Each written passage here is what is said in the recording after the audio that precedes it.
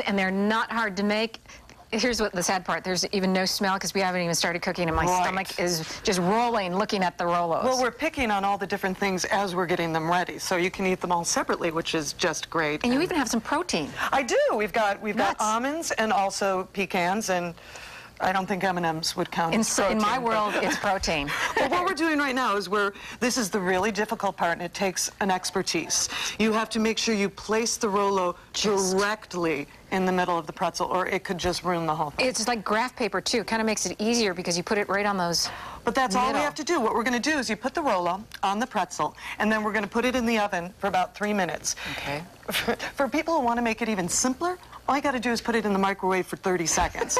But what about the metal pan? What about the metal pan? No, then you would just put it in a microwave-safe cooking pan. But I'm trying to make it look like I'm really doing something special. So we're going to put this in the oven for 3 minutes. At what temperature? At 300 degrees. Okay.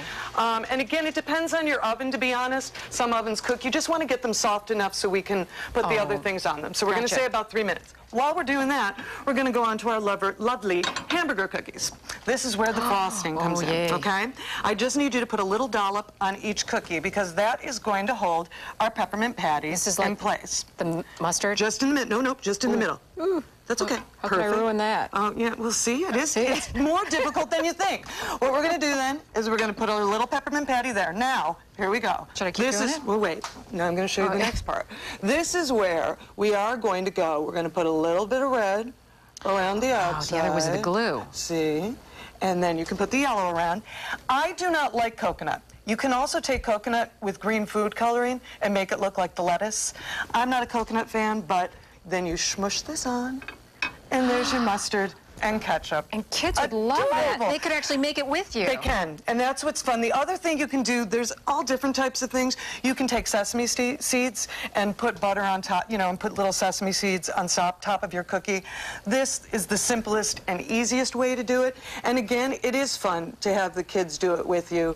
And they taste really, really good. All right, now I'm going to try and make a few on my own. Okay. Correct me if I'm wrong, but as I'm doing that, you talk about the fundraiser and how people can get involved for Delaware in the Park. Yes. Shakespeare in the Park. Shakespeare in Delaware Park, the Buffalo Bisons approached us this year and asked if they could help us out, and they wanted to do a fundraiser.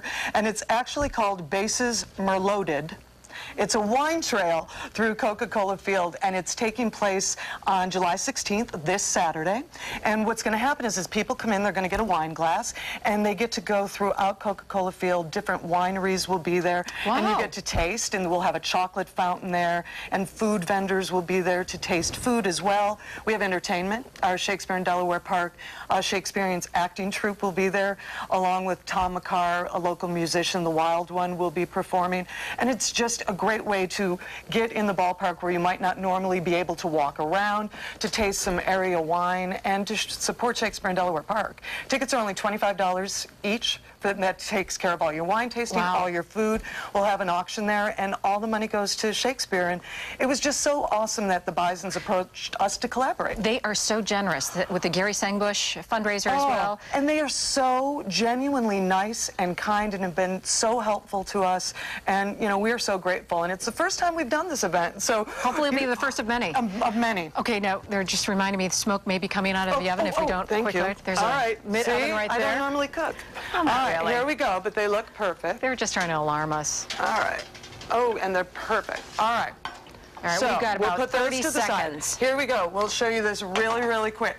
You are going to take your pecan or your almond or your pretzel or your M&M, smush it in? and you just take it on top and smush it in.